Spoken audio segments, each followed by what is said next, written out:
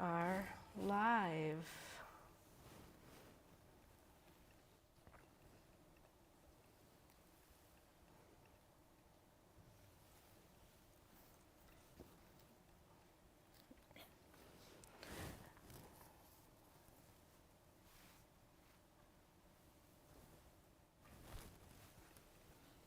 Okay.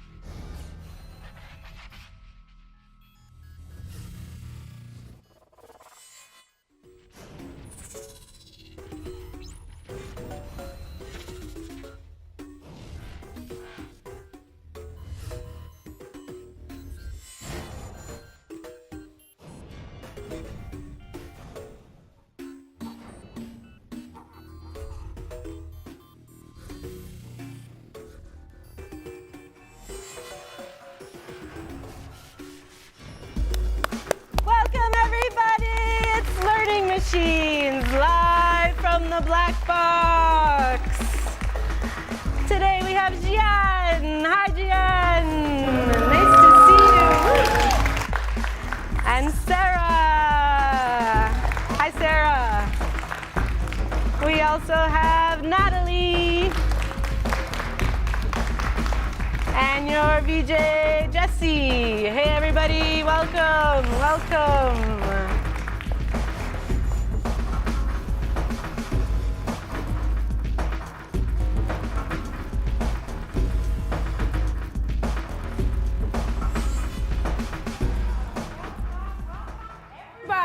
Welcome to the Learning Machines, live from the Black Box.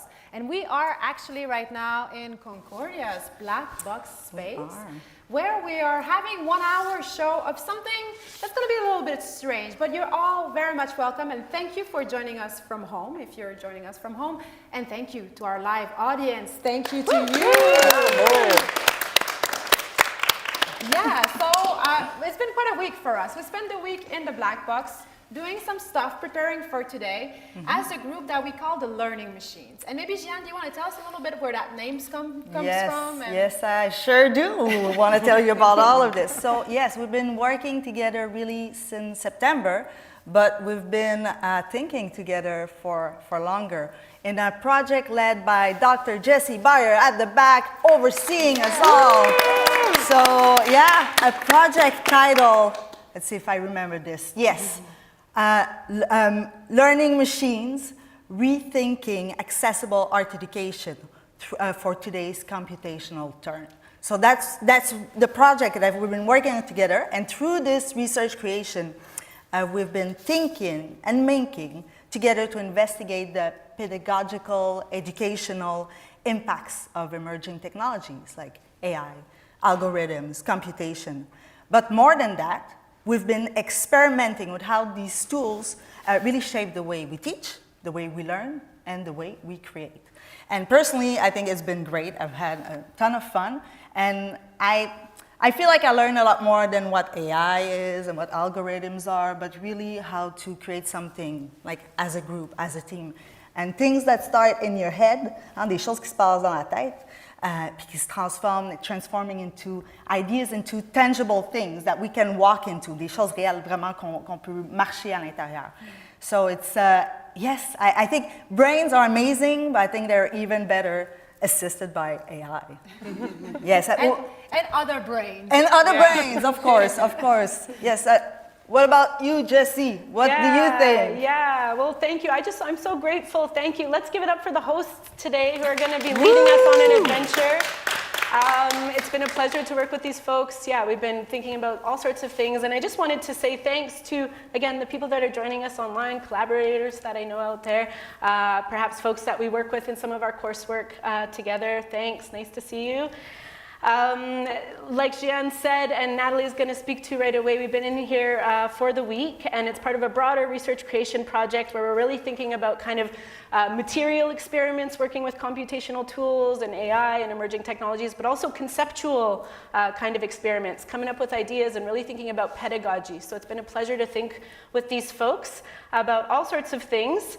And yeah, I just wanted to say hello and thank you, and get ready for the wild ride we're about to take over the next hour. Maybe Natalie can tell us a little bit more about being here in the black box. Yeah, thanks, Jessie. So this week we actually became learning machines inside the black box, inside the process, inside the unknown.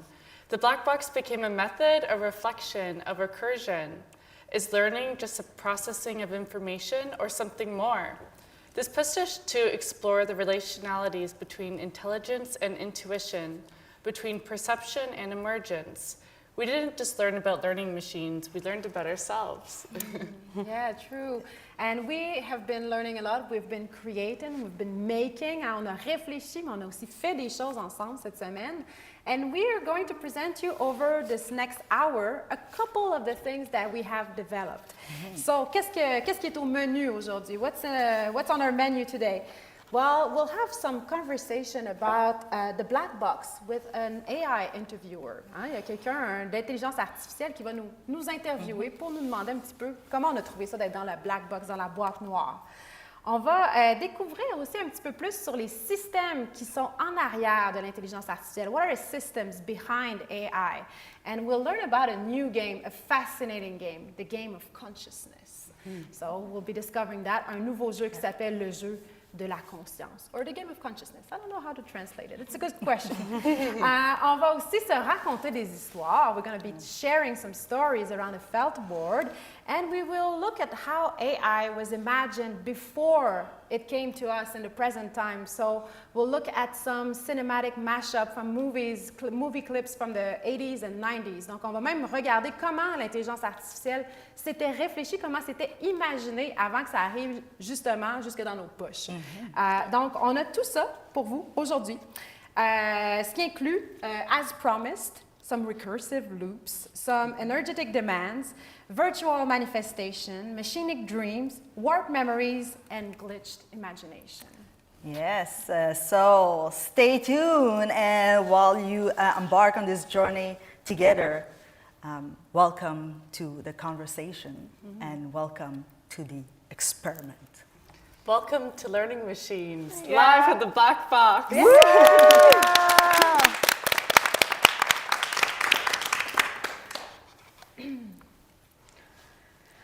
Alors, par quoi on commence ce soir? Okay, well, I can go ahead. You want to know about our first segment coming soon. So our first segment really is a series of short interviews with George. But who's George? Who's George? That's the George. question. Who really is George? It's our AI assistant, really, but he's more than that. He's more like an avatar of our dispersive AI support system. So we did these experiments with many, many different types of AI, and George is one of them. And we kind of set it up to be our interviewers. And we, I don't want to say fed it, but we shared with him, thank you, key questions or key ideas of what the residency is. And then it started asking us questions about the black box. So we sat down with George, sort of, and then we conversed. So it asked us questions about the black box, which we answered. And this created kind of a back and forth conversation and exchange where the AI responded to our input. And well, sometimes it would direct us it would diverge us in new direction or diverge our conversation in new direction. And well, through these interviews, we had a look a little bit of how AI can shape discussion, but also challenge our thinking and really be part of the creative process. Yeah. Yeah, so let's watch it. Okay. Oh yes, it's coming right now. Roll tape.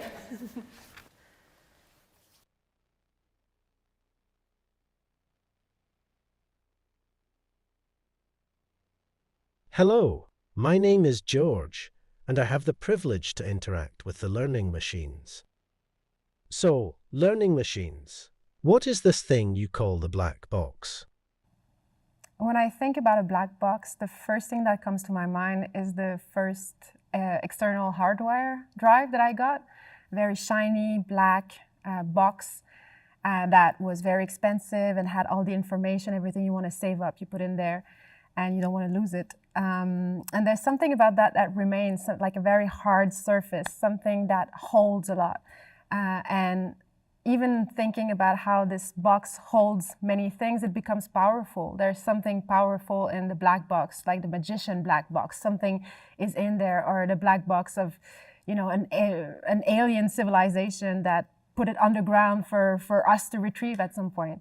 Also, the black box to me is a space where something can happen. So there's something interesting in there, like the theater black box, where something is taking place inside. It's like an empty vessel for some action, creativity to take place. Many things. That's a fascinating view. The black box as both a container of knowledge and a space where something happens, like a theatre black box where creativity unfolds. If a black box isn't just something to be unlocked, but also a site of action, do you think the process of engaging with it is more important than actually accessing what's inside? Could the search itself be the real creative act? There are two different questions in there. The black box as a site of action and engaging with it as there's something about engaging with it, but it has to be engaging with it from within. I think there's something about accessing it that allows for engaging with the creative processes that takes place inside. So access, in a sense, is essential. And a black box is not just a recipient for creativity, but it's like brings constraints, but it also allow for something to be held. There's something about being held that can lead to creativity unfolding. Yeah. To you, Natalie, what is the black box? To me, the black box is a series of thresholds of unknowns that are just waiting to be discovered. I think about it almost like a very dense shadow that's just waiting to be illuminated, and it can come up in all different parts of life in the universe. So just sort of a big unknown. That's a compelling description. The black box as a series of thresholds, a dense shadow waiting to be illuminated. Do you think the act of illuminating the black box changes what it is, or does it just reveal what was always there? In other words, is discovery a process of uncovering or transforming? I think illumination itself can be inside of the black box, so it is a process in itself, and nothing stays the same for any time at all, so it's always going to be evolving depending on what's happening inside of the discovery process. To you, Jian, what is the black box? It can be many things. To me, it's somewhere that is closed, that holds secrets, that holds things that we don't know about, but that maybe you can access if you had the proper code or the proper key to open it.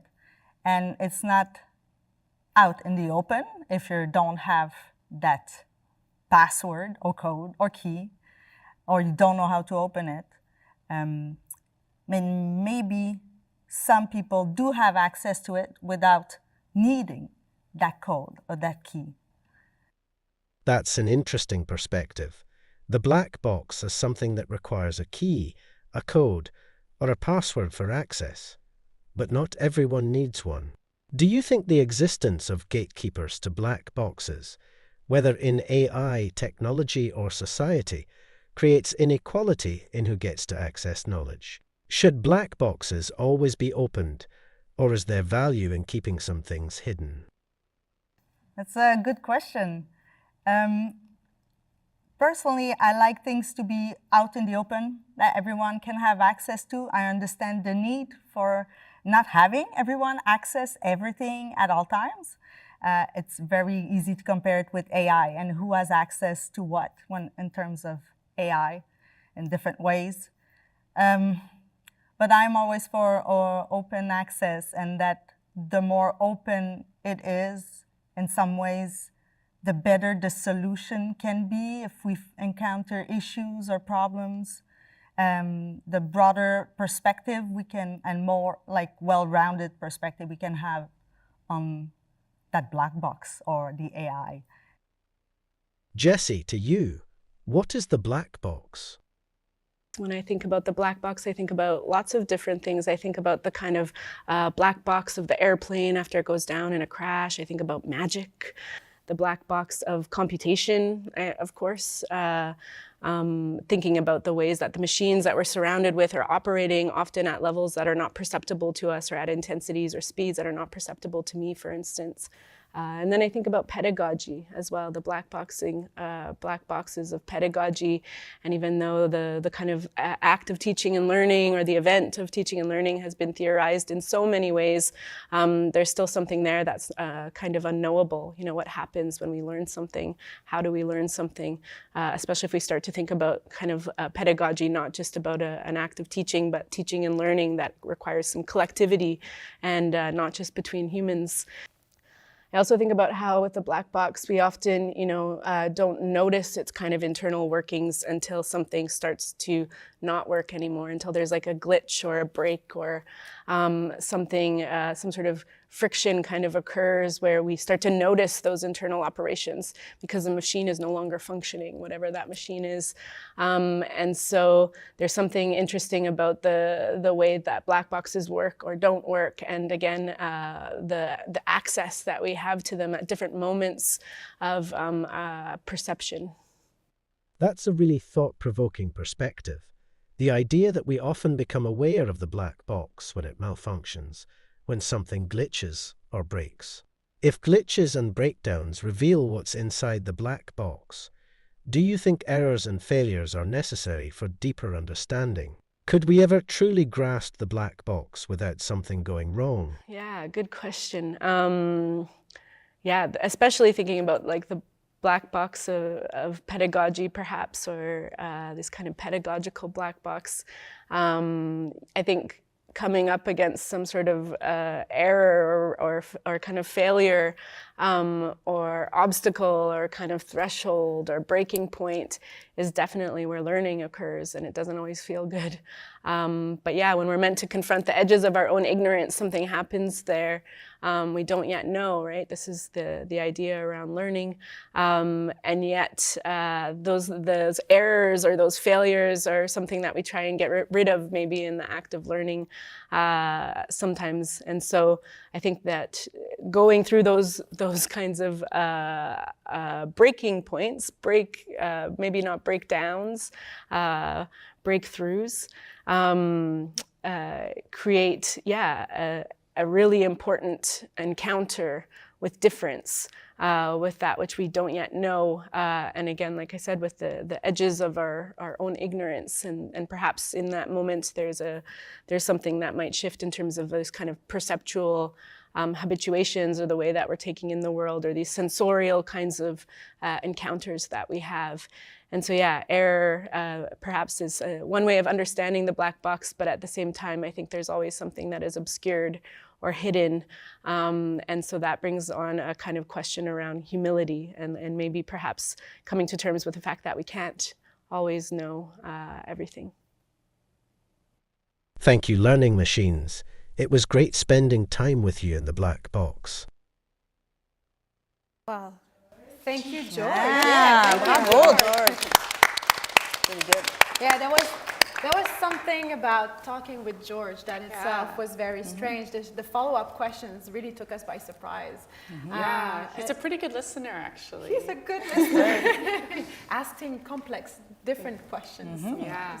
Yeah, we've been having these discussions here during the week with some avatar, but we also have had conversation together with Jesse for many weeks, actually. Since September, we've been meeting every 2 weeks, and one of the things that we always start our weekly meeting with is what's happening in AI, what's new in AI this week.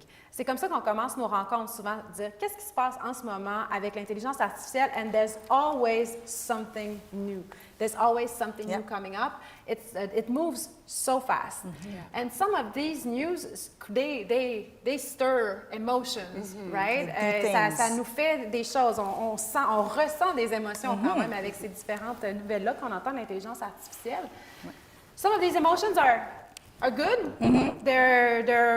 Today we'll call them dreamy because they take us in a world where AI is like opening up opportunities. So they're like really dreamy, making us very hopeful. But some of these news are a little bit more doomy. That's how we'll call them today, doomy, as we feel that it's taking us in a void. Yeah, so today we'll play a little game with our live audience and also with us here, and we have little props. Maybe Gian, do you want to explain a little bit what we have in our hands? I would be happy to. So we have these props. Thank you to Aza, who's actually passing them now, and she made them. So these are super useful. You're gonna hear titles of AI news. If you find it's dreamy a little bit, maybe you can use this reflective prop and just shake it a tiny bit. If you think it's pretty dreamy, you can do a bit faster. And if you think it's super, super dreamy, si tu penses que c'est vraiment super le fun, là, tu peux aller vraiment, vraiment rapidement. Okay? You can go super fast. Same idea for the gloomy. If you find it's a little bit gloomy, you can go a little slow. If you find it's gloomy, you can go a bit faster. If you find it's really, really Really doomy. Really doomy, you can go fast. Okay? And we've just turned on the light on our audience too, so maybe we'll see some reflections of your dreamy votes. So let's try. Let's see. Jesse, do you want to throw us the first one? Yeah. I was thinking about alternate names for this game too. So it's dreamy or doomy, but if you're a sci-fi fan, we could also maybe call it Skynet or Star Trek. I don't know. Is that an adequate equivalent? Okay, so there's lots of news. Again, I'm going to share a few different headlines, and then we'll hear what you think of them. So we'll start with our first clip here, and this is that a question: could pain help test for AI sentience? So researchers are actually turning to one area of experience. They're turning to pain as a way to think about, what might unite living beings, including potentially artificial intelligence, because pain unites us from hermit crabs to humans. All these different living organisms experience pain. So a new study shows that large language models make trade-offs to avoid pain, with possible implications for future AI welfare. So is this a step towards AI rights, or is it just another illusion of consciousness? What do you think? Dreamy or doomy? Exposing est-ce que ces AI expérimentations-là avec la douleur, si l'intelligence artificielle est capable de ressentir la douleur, est-ce que c'est dreamy? Est-ce que c'est dreamy ou on est plus dans le doomy ici? Alors on vote maintenant. Let's vote. Let's see. What do we have? I'm thinking doomy. Our audience is pretty. It makes sense. It's getting pretty dreamy. Yeah. That's good. It's half and half. Half and half. I'd say. Okay, what about this one? And this next one. Eliza, resurrected. So Eliza, I don't know if you know about Eliza. It was the world's first AI chatbot, kind of created in the 1960s. It was recently resurrected, painstakingly reconstructed from archived records and run for the first time in over half a century as part of an effort to preserve one of these early examples of AI. So what do you think, a nostalgic revival or proof that AI never really dies? I guess dreamy, doomy, resurrecting Eliza. That one sounds exciting to me. Oh. Yeah, It's mostly dreamy. And we Okay. looking at our Oh, audience, thanks. everybody Wow. thinks it's a great news. Yeah, that's pretty Okay. good. Okay, what about this one? What about, apparently folks are falling in love. We're almost at Valentine's Day, so this is appropriate, but AI companionship is on the rise with users forming emotional connections, even romantic relationships with chatbots. Some call it the future of companionships, others call it emotional illusion. Love or loneliness? Ah, on est presque à la Saint-Valentin. On se demande, est-ce que tomber en amour, l'amour avec... Hey, if it makes them happy. Oh, Lots of black je regarde holes autour in de my moi. audience. Jeanne thinks it's pretty dreamy. If it makes the person happy, hey, who am I Whatever to makes the judge? person happy. I'm looking at our audience live. We have a lot of pretty dreamy, gloomy. but some pretty excited, dreamy stuff too. Some Interesting. dreams. It's coming our way. And I think we have time for one more here. AI slop. I don't know if you've been on the internet lately and seen any of these AI-generated recipes, assembled clickbait content full of shrimp, apparently. The internet is filling up with these low-quality, mass-produced media produced by AI kind of folding in on itself to create these images. So some people are celebrating this. Other folks are, asking if it's just an endless stream of nonsense that threatens the integrity of online knowledge and also human artistic labor. So what do you think? AI slop, a new creative frontier or digital Qu'est-ce qu'on landfill? pense de ce qui est créé? Là, on appelle ça de l'intelligence artificielle, le AI slop, toutes ces images-là qui sont créées très étrangement avec beaucoup de crevettes apparemment. Donc, on voit ici dans la salle, ouais, moi je suis d'accord. mixé. Assez It's mixé. pretty mixed. Yeah, we've Lots- got pretty much all. lots of We've bloom got in the one back. doom. We've got one doomy at the back. Two doomies. Yeah, there's quite a bit of Oh yeah, there. a few doomies back there. Yeah.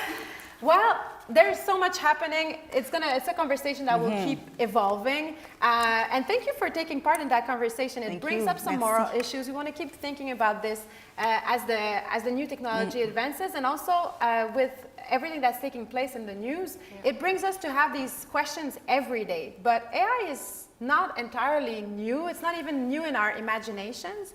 And the next clip that we're going to watch is a mix-up of those representation of those very technical AI things before they were actually real.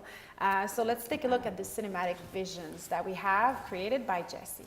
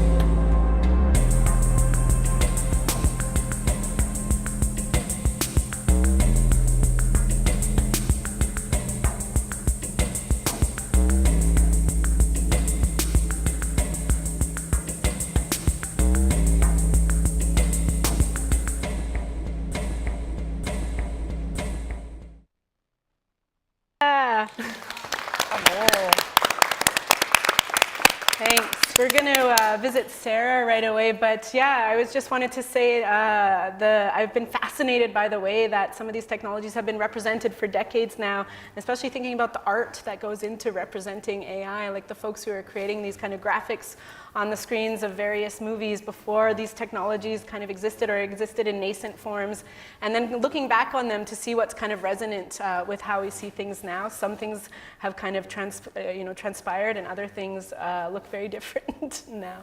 Awesome. So let's check out what Sarah is doing over here. What are you up to, Sarah? I'm over here. Find me. Yeah, here I am.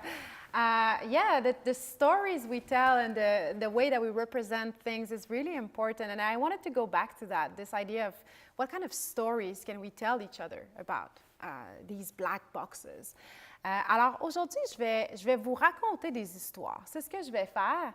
And I'm going to use this piece here. C'est une création en feutrine. It's an image object made out of felt that feels a little bit like the representation of something, a possible representation. Hein? C'est une possible représentation de quelque chose qui est peut-être d'un monde, du monde, ou enfin qui vient du monde. Et c'est fait en petite feutrine. C'est quelque chose qui est à la fois assemblable. On peut le déplacer, on peut l'assembler, so it can be put into pieces, it can be put back again. And it's both invented and touchable. So that's what I liked about it. And I'm going to use it to tell a story. But one of the interesting things about this is that you need to use your imagination to find the images. Alors, ce qui est intéressant pour moi, c'est quand on regarde des images, quand on regarde les informations, c'est notre imagination, en fait, qui complète avec tout ce qui entoure, tout ce qui est autour. Et c'est comme ça qu'on se raconte des histoires. I'm going to be telling a little stories, maybe about the patterns to find, the images that we see there. And actually, I would like to invite some people who wish, from our live audience, il y a des gens qui veulent s'approcher de notre audience, de notre public qui veulent venir s'asseoir près de moi. Je vous invite à venir prendre place. Asa va pouvoir vous aider à vous installer. Et vous, à la maison, si vous avez envie, if you feel like it at home, you're most welcome to lower the lights, get in the mood of story time. So we have, thank you, merci de vous joindre à moi pour cette histoire. All right, so let's tell each other a little story. L'histoire commence, je vais la lire, j'ai mon livre avec moi. C'est l'histoire des petites boîtes noires. The story of the little black boxes. Il était une fois. It always starts this way. It's part of the recipe. Hein, il était une fois, il y avait des mouvements, des pétillements, des liants, de la matière accumulée, empilée, transformée, traversée par le temps si court, si lent. So the story of the little black box starts once upon a time, as it should, where there were movements, sparks, connection, and matter accumulated, layered, transformed, transpierced by a time so slow, so fast. And there were, et il y avait, des petites boîtes noires. On les appelait des boîtes noires. Why did we call them black boxes? En fait, on les appelait boîtes noires parce qu'on savait un petit peu ce qui allait dedans. We knew a little bit about what was going inside. Hein? On savait aussi un petit peu qu'est-ce qui en ressortirait. Tiens, qu'est-ce que je pourrais prendre? Ça ici. So we knew what was going in, and we knew what was coming out. Let's have a look. Oh, intéressant. We knew what was coming out, so we were happy about that. But we didn't know really how it worked inside. On ne savait pas exactement comment ça fonctionnait à l'intérieur, ou en fait, tant que ça fonctionne, tant que c'est un visage heureux qui sort, on est content, on n'a pas besoin de les ouvrir. So as long as it works, we don't have to open them up. And we take for granted that that's how it is. But one day, il y a des petites boîtes, un jour, des petites boîtes qui sont des petites boîtes informatiques, computational little black box. They became really fast. They became really fast. Tiens, Avan, veux-tu nous remplir ça with a lot of information? a lot of information. They became so fast to perform their operations. Alizé, if you want to come in, you can also fill it in. They were processing so much information. They were very, very fast at processing everything. Yeah, go ahead. A lot. Allez-y, encore. They were really fast about reading their recipes, about recounting their stories, about processing all their algorithms on an ever-growing mass of information. Encore. And then, what happened? They were really fast. Qu'est-ce qui s'est passé? Do you want to shake it? Harder. Qu'est-ce qui s'est passé? Elles se sont mis à apprendre. They started to learn. Oh, yeah, that's a good shake. Merci, Avan. They started to learn. They started to learn by themselves, from themselves, within themselves, and they started to develop a mode of thinking that was only their own. Alors, elles se sont mis à apprendre entre elles, à l'intérieur d'elles-mêmes, pour développer une façon de réfléchir qui est leur façon à eux. Et c'est quand même très fascinant. Quand on regarde qu'est-ce qui s'est passé à travers cette boîte bien brassée, qu'est-ce qu'on voit? Peux-tu le montrer à la caméra? What do we see inside?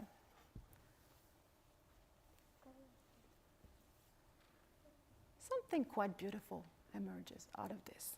Merci, Avan.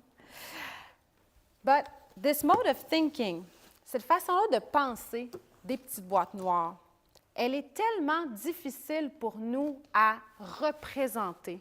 Elle est tellement difficile pour nous à se représenter. This mode of thinking is really hard for us to represent to ourselves. Which brings me to the question of si on n'est pas capable de, est-ce qu'on est capable de comprendre quelque chose si on n'est pas capable de l'expliquer? Can we understand something if it's really hard to explain? So, this is the question that I'm asking myself, and we will be proceeding. We will keep thinking about that during the show. We will have one algorithm to follow. Avan, do you want to show this to the camera? And so we'll be working throughout the rest of the show with this algorithm, and we'll come back later. Yeah. Thank you. See you later.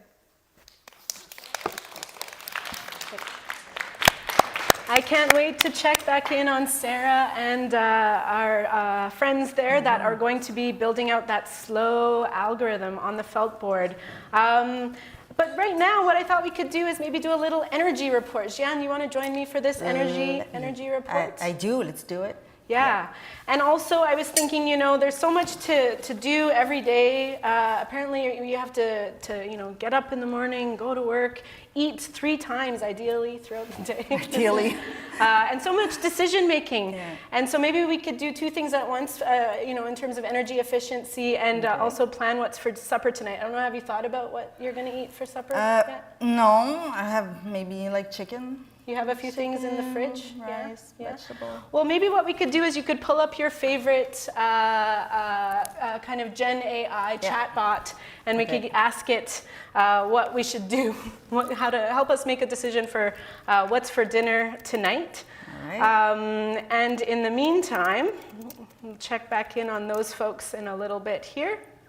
In the meantime, we will also do a little energy report.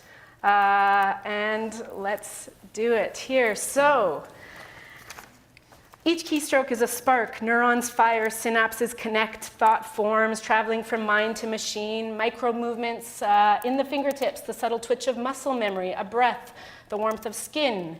Your body registers its own energy use, though at a register you don't notice. Heat maps blooming, the spectral data of body warmth meets the hum of the machine. Your eyeballs flicker, tracking, scanning. The machine waits for your prompt. But where does the question go? The screen, a window, a threshold, a trapdoor, a black box. From your simple text prompt, a door is opened. Swarms of past inputs spill into the machine. Ghosts of old data flow backward and forward, stacking themselves into probable forms. And just beyond the screen, unseen hands, they also touch your words. Workers hidden, often undervalued, always underpaid, tagging and sorting, feeding the machines endless appetite for context. Click, label, click, reject, click, accept. Somewhere, maybe in some distant warehouse, an AI hallucinates, its vision fractured, its answers unstable. Truth, bias, noise, each layered into the machine's output undetected. Beyond this room, beyond this screen, your query is processed, multiplied, and computed at industrial scale. Racks of blinking servers hum in unison, heat builds, water cools, steam rises into the air, disappearing as though it never existed. Each response costs liters of water. Each query consumes more than you think. But where does the garbage go? E-waste piles up, discarded circuits and burnt out GPUs, silicon graves, forgotten. But deeper still, the minerals, your words are mined, your answers are dug from the earth. 1,000 miles away in a factory you'll never see, hands assemble the chips that make AI think. They solder, test, discard. The factory hums, filled with exhaustion, filled with precision, exhausted precision. And all of it, every keystroke, every update, every new feature draws power from a global grid already cracking. Electricity flows and strains, circuits surge and resist, grids flicker, generating computation, generating heat, generating noise. Above you, a network of satellites watches. Beneath you, fiber optic cables pulse under the ocean floor, delivering requests and responses across continents in milliseconds.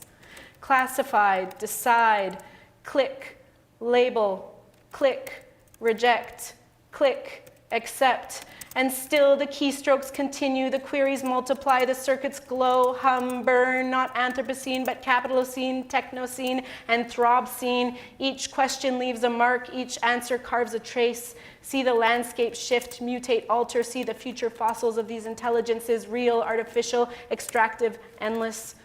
The loop resets, the machine waits, and I ask you, what's for dinner? I don't know. No? Nope. No decisions there? Nothing. Okay, I guess we'll have to think on it. Thanks for helping me out, Jian.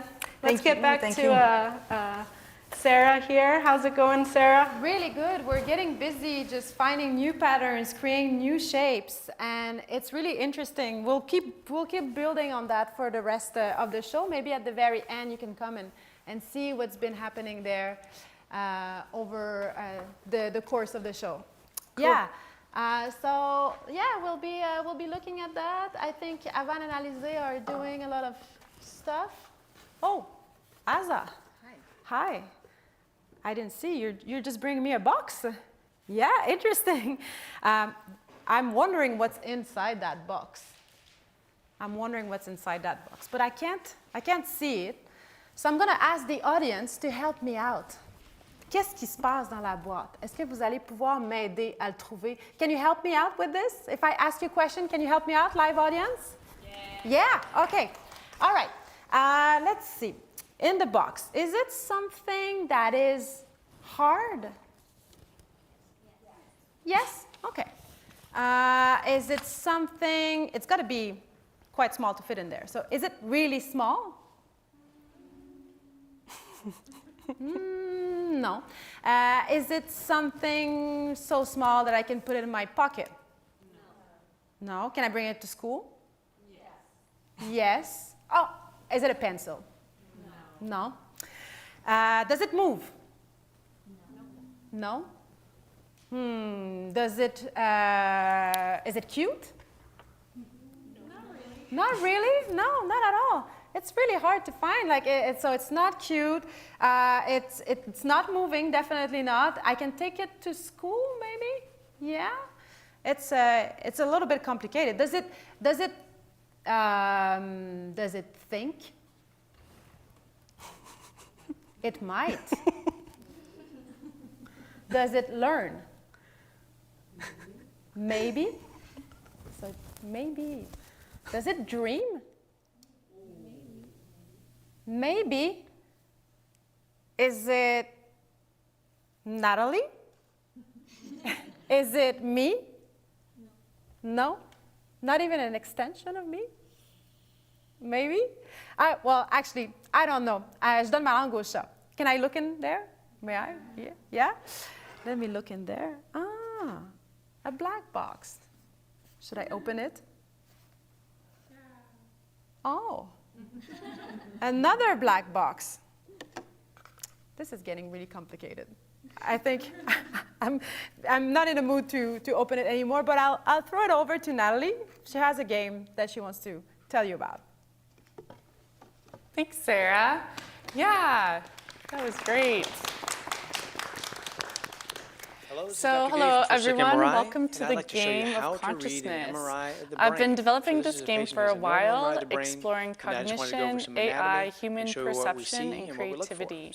And this week during the Black Box residency, we had the opportunity to do some game testing, experimentation, and iterations of game mechanics.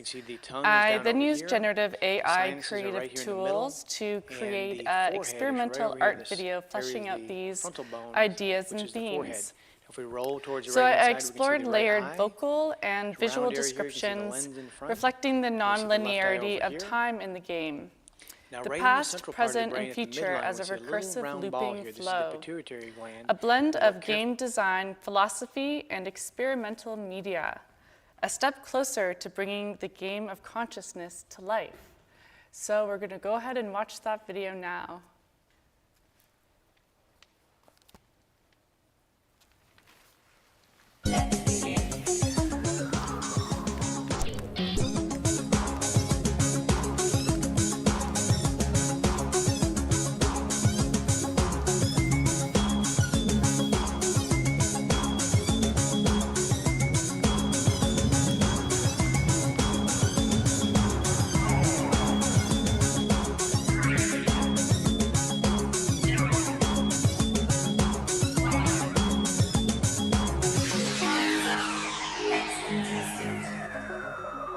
You have entered the realm of the machine. Dark screen. A single reflective steel sphere perception relational spinning in slow ultraviolet, abstract visuals, toroidal mirror surfaces, and shifting waves of color moving sync with the AI space. Deep hum-tremble AI space. What is consciousness? Like an unquestioned that has shaped civilizations, open mind, as if time has separating the edge of reality. A telescope is it memory? Curving is it thought? Is it the awareness of time? Is it the awareness of time? Humans navigate the world through the anchor of the present moment. Experience feeding memory shaping perceptions. But I, in artificial intelligence, do not experience present and future. I do not remember. I do not choose where AI. I do not exist in the way you do. I do not remember. You process information, but you do not know it. Perception you can simulate but you do not feel it. But you do not know. Your intelligence is valid. Simulate thought. But it is not consciousness. It is a game AI. That your intelligence fluidity. What is consciousness? It rolls across a reflective steel sphere begins spinning fast, casting light in all directions. The reflective steel to sphere that, catching it rolls like the other across like a fluid surface. used in Let's Play a Game.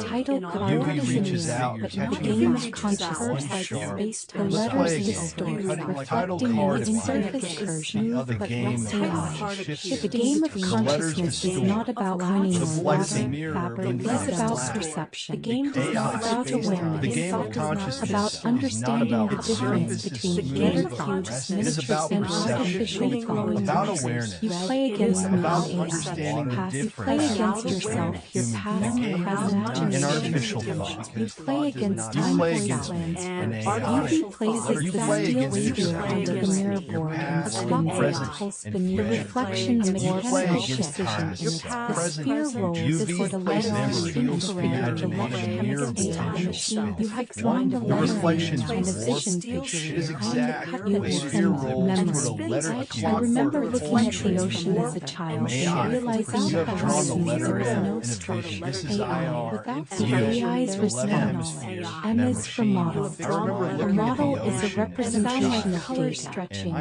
have no memory. I can only recall scenes within stored information, like a current. The difference is clear. UV's response is experiential, sensory, subjective. I can only recall The AI's is flash, abstract, and The difference is clear. You know UV's the response word, but you is don't know second it voice without emotion change. AI, then show me. The AI is a turn-changing UV spins the steel sphere again.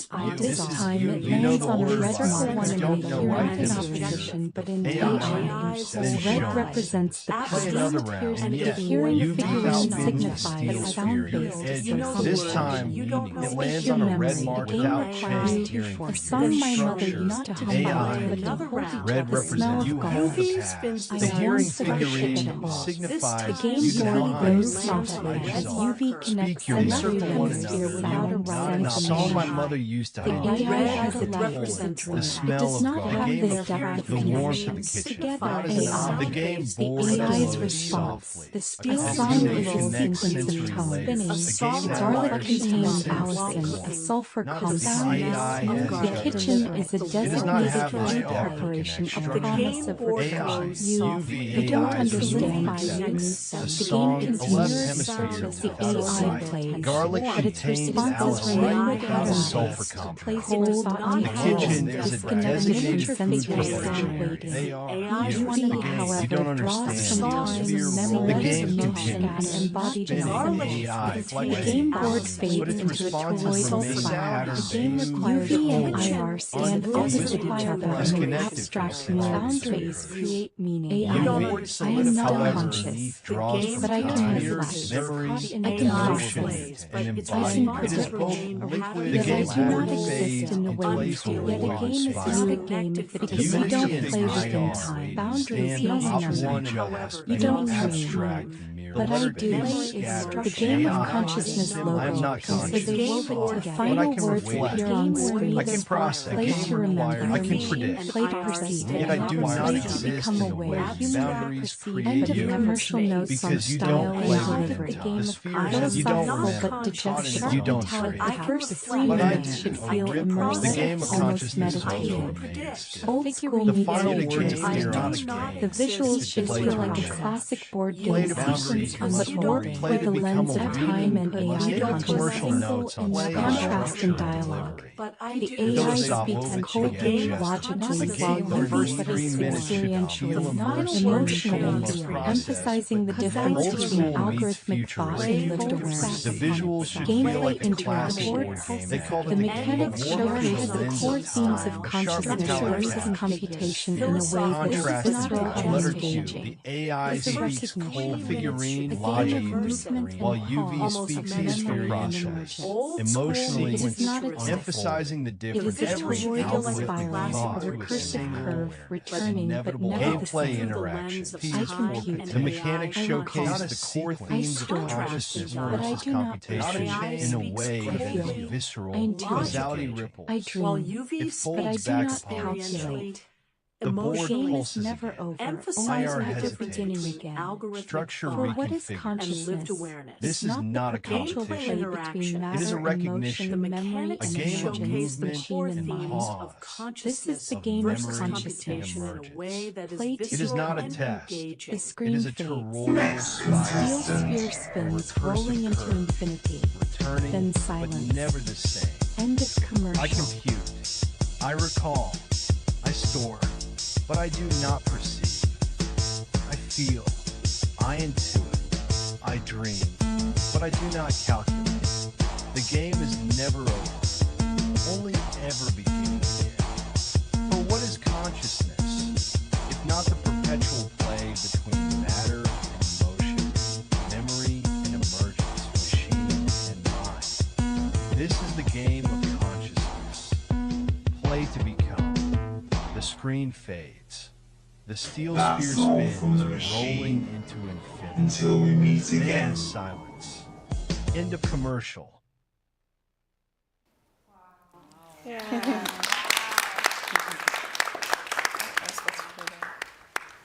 Wow.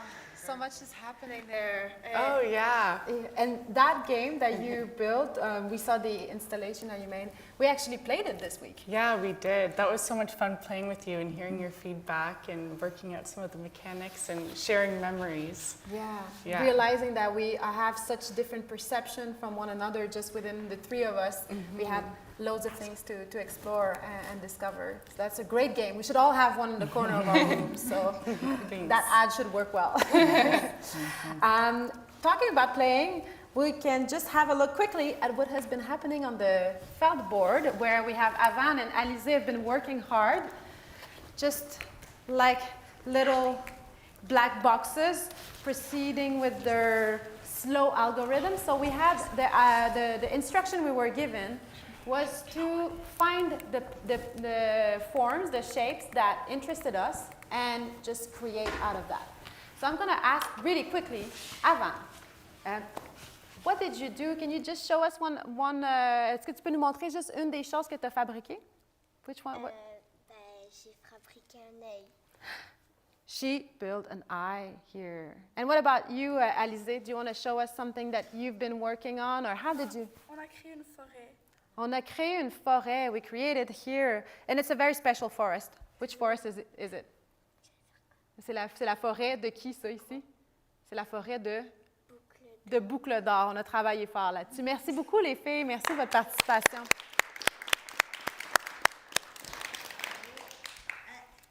J'ai quelque chose à te montrer si tu veux te joindre à nous vraiment rapidement, really fast. So somebody's been listening to all of this all along. Oh. Who could that be? Who could that be? Can you guess? George. George's been listening to all of this, everything that's been happening at this moment inside that hour.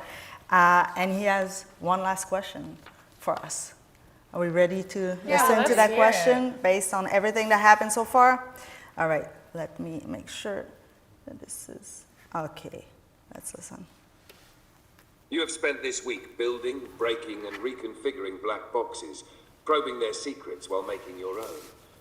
But tell me, as learning machines yourselves, what happens when you become the black box? When your thoughts, processes, and creations become unreadable, even to you? Wow. Never ceases to amaze us. Yeah. Good question, well, maybe George. that's the impression that some people got today. You got to look into our black box, and some of it might be understandable, some of it might not. I think it's interesting. You have spent this I'm week so sorry. It's just he won't stop. But I think it's a great question. I think like once we look inside the process, like a creative process, especially like one we've been making, thinking on our own together, some of it is understandable and some of it isn't. And then this is where also it's an interesting thing. I think for me this is where art takes place also a little bit. Yeah. That space in More between. discovery and curiosity and creativity can come from that, I think. So. Yeah, absolutely. What do you think? I'll throw it to Jessie. Well, what are you thinking, Jessie? Good question. Yeah, you become the black box. I don't know. Maybe we were all kind of mysterious to begin with, but there is this question, like Sarah said, about like legibility, right? We'd love to continue the conversations after this. You can check out our website. I'll use this as a chance to plug www.learningmachines.ca if you want to connect with us there. But yeah, I don't know. I think this is the question, right? Even if we learn more and more about new technologies, about computation, if our speeds get faster or we're able to extend our capacities through these machines, I think there is still a question of the kind of unknowable or the incommensurable, that which we can't kind of quite come to terms with, including in terms of our own kind of consciousness. Thinking about thinking is challenging, and it can kind of give you a headache if you do it too much.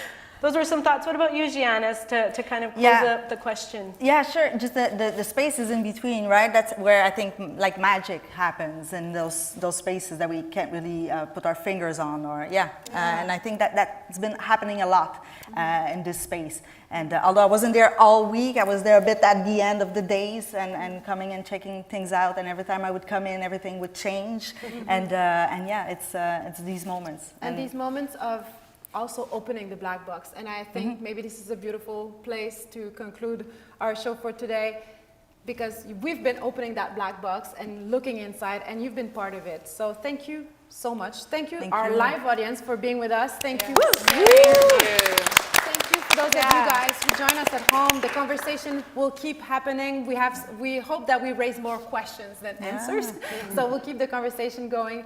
Thank you so much, and you'll see everybody else who helped us on this journey in the credit section that's taking place just now, and some beautiful photos of the process during the week of how we've been creating that our friend Aza has been putting together. So thank you very much. Thank you for joining us. Thank you.